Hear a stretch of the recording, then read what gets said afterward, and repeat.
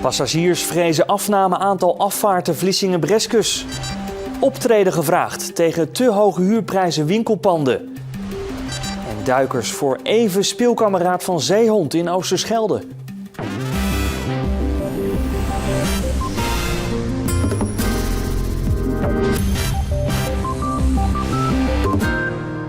Zeeland nu. Koen Teuwis. Dames en heren, goedenavond. De man die zichzelf vrijdagavond in de Aagje Dekenstraat in Vlissingen in brand stak, is gisteren aan zijn verwondingen overleden. Het slachtoffer overgoot zich op koopavond met een vloeistof en stak zichzelf in brand. Hij raakte bij het incident zeer ernstig gewond en werd met een traumahelikopter naar het brandwondencentrum in Rotterdam gebracht. Het incident maakte veel los bij omwonenden en winkelend publiek, onder wie ook kinderen. De gemeente Vlissingen houdt dinsdagavond in het stadhuis een besloten bijeenkomst voor mensen die behoefte hebben om erover te praten. Ook is er een telefonische hulplijn ingezet. Ze begrijpen het wel, maar blij zijn ze zeker niet. De passagiers van de veerboot tussen Vlissingen en Breskes.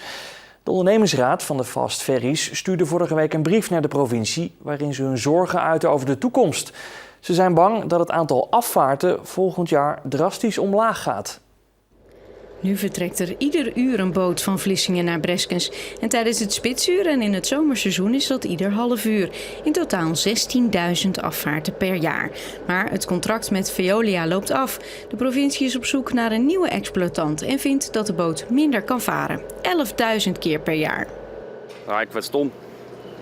Maar ze worden me nog alsmaar meer afgesloten van de rest van Nederland. Van mij mag hij blijven varen, maar ja, ik kan het niet voor het zeggen. Ja, dat is treurig natuurlijk. Ik bedoel, we hebben eigenlijk een goede verbinding en Veolia doet goed zijn werk. Ik ben er tevreden over. En het is natuurlijk jammer dat die verbinding wegvalt.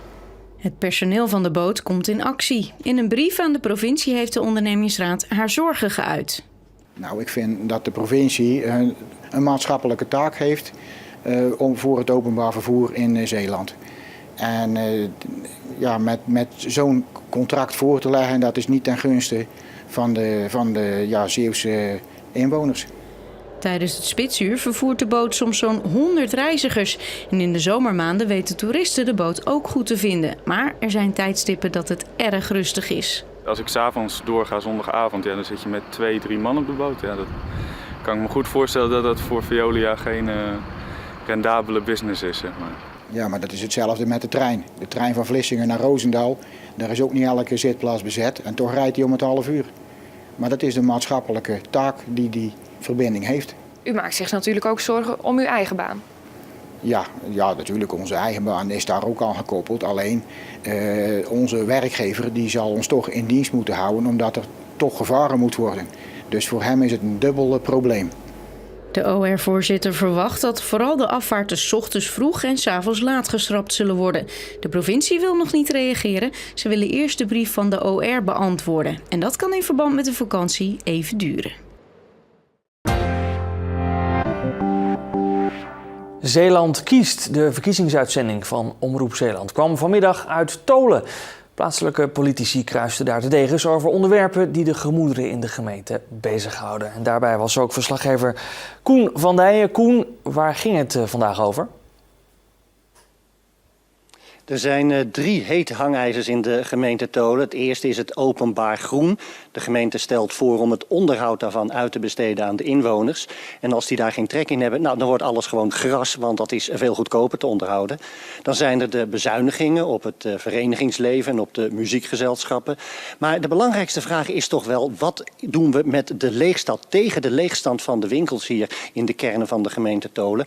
Want die leegstand die neemt steeds meer toe en dat gaat ten koste van de leefbaarheid.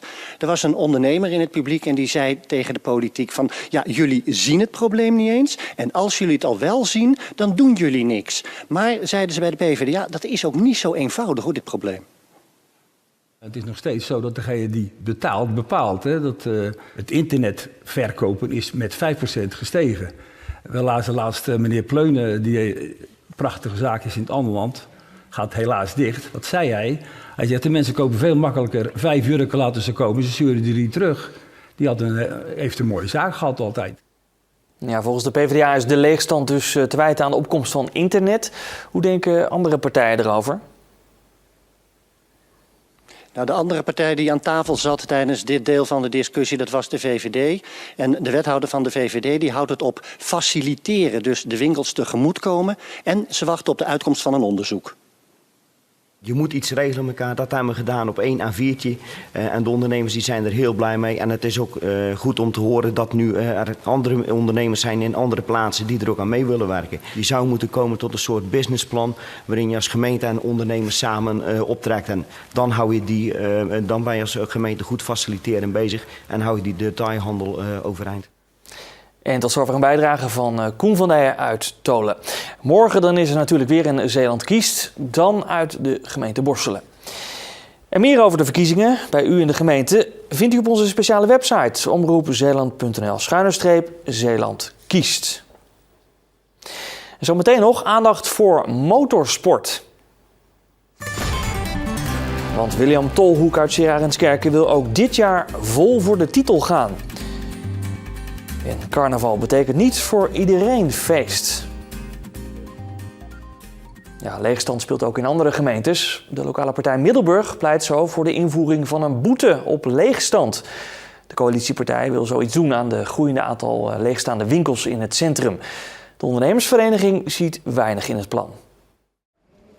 Volgens de ondernemersvereniging staat nu zo'n 7% van het winkeloppervlak leeg. Het aantal onverhuurde vierkante meter zal de komende jaren toenemen, onder meer door internetverkoop. De lokale partij Middelburg maakt zich zorgen. Dat is slecht voor Middelburg. Vooral slecht voor het stadshart. Slecht voor het historische binnenstad. Dat moet je niet willen. Volgens Kraan wordt een deel van de leegstand veroorzaakt door vastgoedbeleggers en verhuurders die te hoge prijzen vragen. Daardoor zou het drijven van een winkel onrentabel worden. Hij wil daarom een onderzoek naar een leegstandsheffing, zoals die ook in België bestaat. Zo zou de gemeente eigenaren kunnen dwingen hun huurprijzen te verlagen. Ja, dat kunt u zien als een boete. Als een pand langer dan een half jaar leeg staat, dan komt daar een heffing op, een maandelijkse heffing.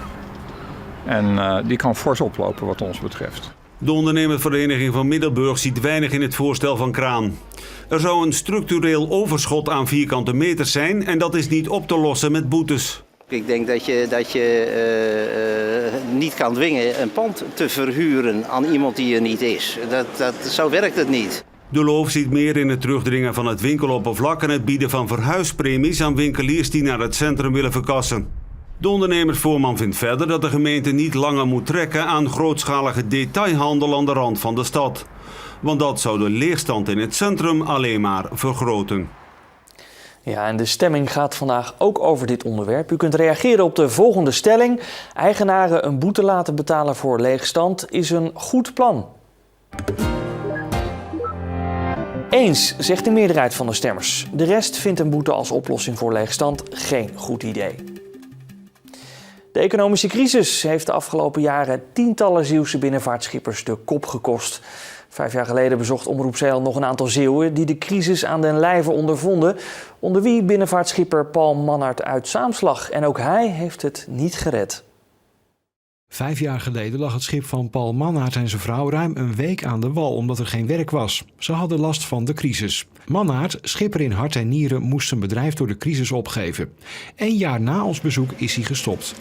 Aanvankelijk omdat mijn vrouw borstkanker gekregen heeft in 2009. En in 2010, 8 maart, zijn we met veel pijn in ons hart gestopt. Omdat er toch wat dingen tegen gingen. En daar hebben we besloten om aan de wal verder te gaan. Hij verkocht zijn schip en ging werken bij een constructiebedrijf in Biervliet. Daar werkt hij nog steeds, met plezier, maar er gaat niets boven zijn schip. Het is nog elke dag pijnlijk, want als je dat samen gedaan hebt met veel plezier en toch vrij abrupt gestopt, toch. Ja, als je ooit gevaren hebt, dan wil je niks anders en dan kan het aan de wal niet evenaren. Ik kan geruststellen dat ik van de 7 nachten nog 5 nachten aan het varen ben, schepen kopen. En het gaat nog niet weg. En het is nu 4 jaar geleden, dus het heeft toch wel echt een impact.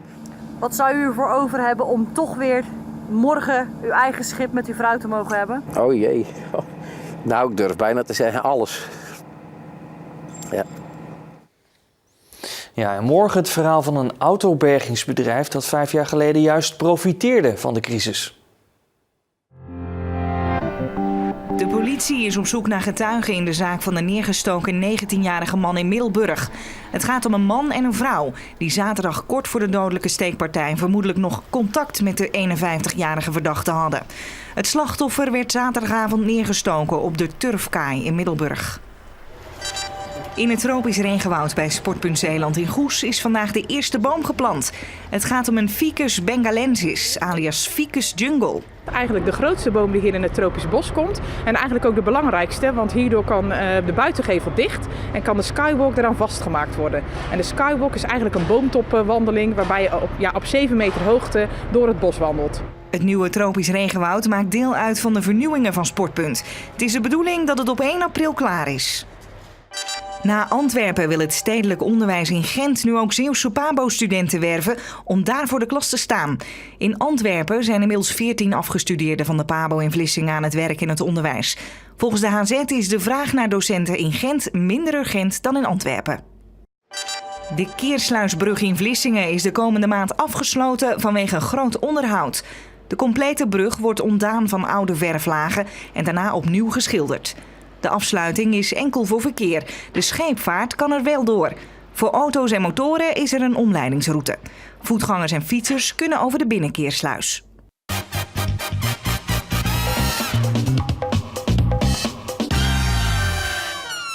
Motorcoureur William Tolhoek uit Sierarenskerken gaat dit jaar proberen zijn titel te verdedigen in de Supercup 600.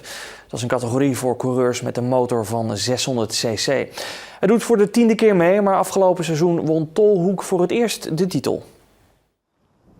Het is begin maart, maar het voelt al als lente en dus kunnen we ons interview met William Tolhoek buiten doen. Mee gaat ook de beker die hij vorig jaar in Assen kreeg. Daar werd de motorracer Nederlands kampioen. Maar toch is hij in Zeeland nog niet zo bekend. Ja, ik weet niet hoe dat zit, maar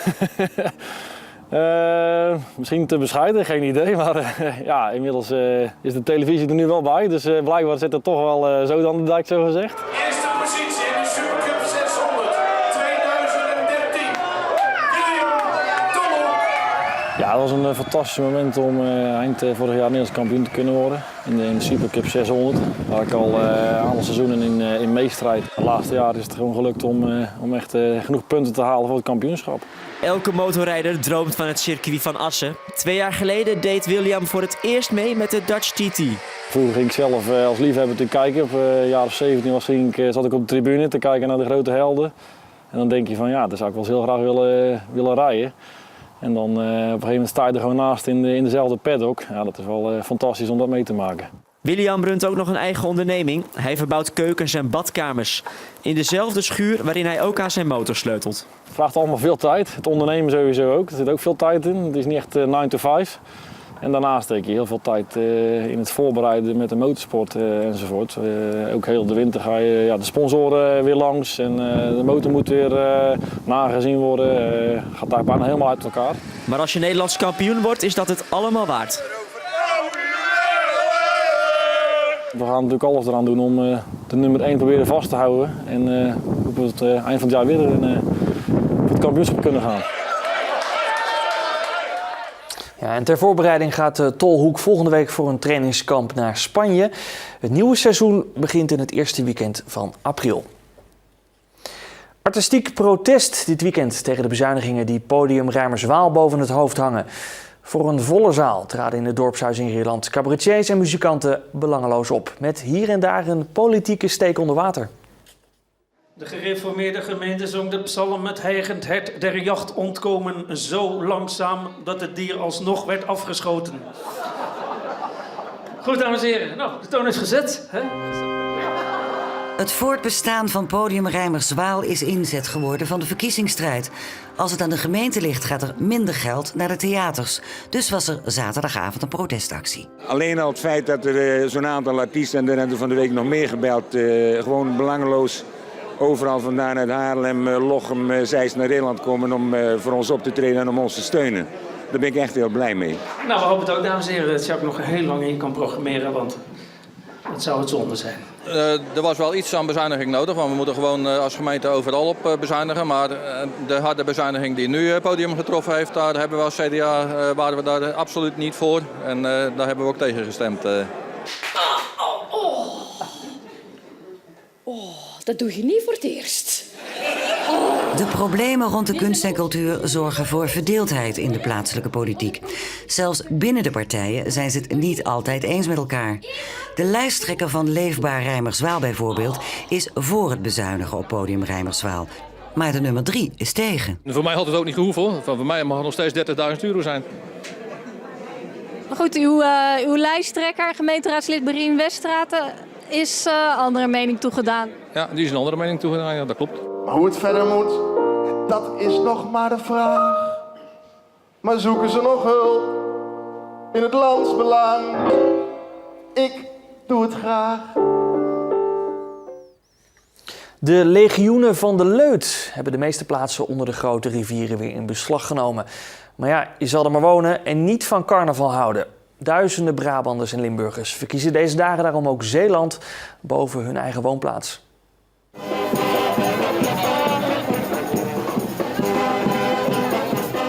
Waar ga je heen als je als Brabander of Limburger dit wilt ontvluchten en de voorkeur geeft aan dit? Zeeland is dichtbij en staat bekend om zijn spreekwoordelijke ruimte en rust. Duizenden vluchten deze kant op, merkt ook het management van dit vakantiepark in Breskens. De bezettingsgraad ligt er rond de 80% en dat is vrij hoog voor deze tijd van het jaar. Zijn het vooral mensen uit Brabant en Limburg die de carnaval ontvlucht zijn?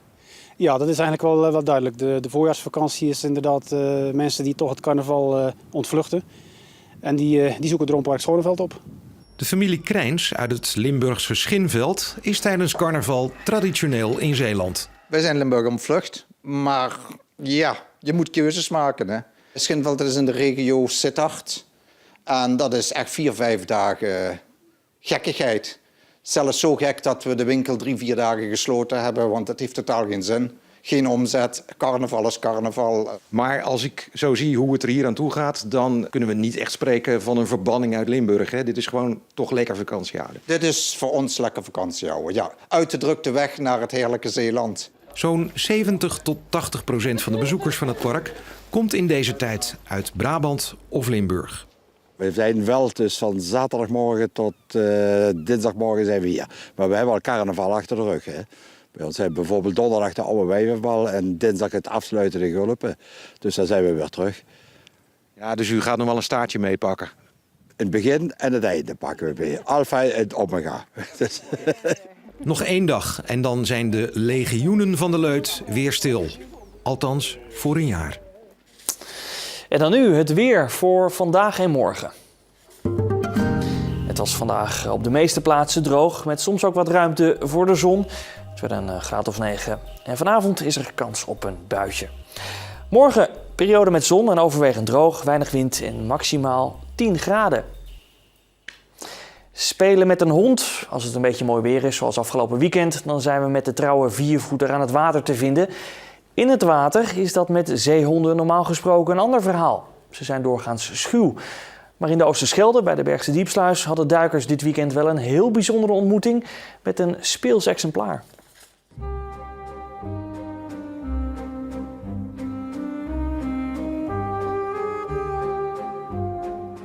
Hij was al een paar keer eerder gezien in de buurt van de Bergse Diepsluis.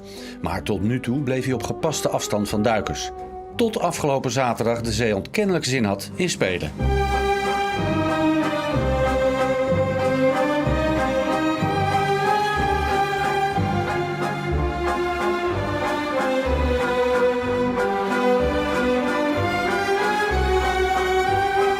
De speelsheid van het dier kent ook nadelige gevolgen. Na de duik blijkt één van de duikers in zijn hoofd gebeten en het pak van een andere duiker is beschadigd. Waarom de zeehond contact zocht met de duikers blijft gissen. Wat blijft zijn unieke beelden waarin voor even de grens tussen mens en dier lijkt verdwenen. Ja, met deze levende, maar toch ook wel een beetje gevaarlijke knuffel eindigen we deze nieuwsuitzending. Zometeen uitgebreid aandacht voor de verkiezingen in de stembus en daarna een impressie van het kindercarnaval in 's Heerenhoek. Fijne avond. Dag. Heeft u tips? Bel ons of mail.